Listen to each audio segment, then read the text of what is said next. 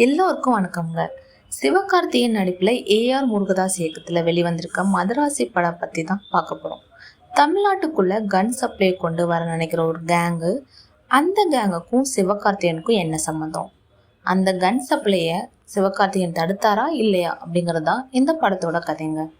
சிவகார்த்திகேயன் ஒரு முழு நீள ஆக்ஷன் படம், ஒரு ஃபுல் ஆக்ஷன் ஹீரோவாக இந்த படத்தில் மாறி இருக்காரு கூட சொல்லலாம். அவரோட டைலாக் டெலிவரி ஆகட்டும், அவருடைய ஆக்ஷன் ஸ்டெண்ட், அந்த மாஸ் மூமெண்ட், அது எல்லாமே நல்லாவே ஒர்க் ஆகிருக்கு.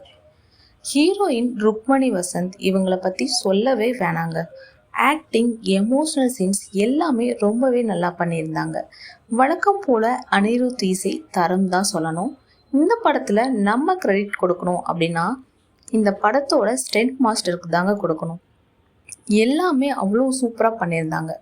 படத்தில் அங்கங்கே லாஜிக் மிஸ்டேக் எல்லாம் வரதான் செய்யும். ஆனால் ஓவராலாக ஒரு நல்ல ஆக்ஷன் மூவி பார்த்த மாதிரி இருந்துச்சு. தளபதி விஜய் சிவகார்த்திகேயன் கையில் கொடுத்த துப்பாக்கி வேலை செஞ்சதா இல்லையா அப்படிங்கிறத படத்தை பார்த்து நீங்களே முடிவு பண்ணிக்கோங்க. மறுபடியும் வேற ஒரு ரிவ்யூவில் உங்களை சந்திக்கிறேன். அது வரைக்கும் பாய் பாய்.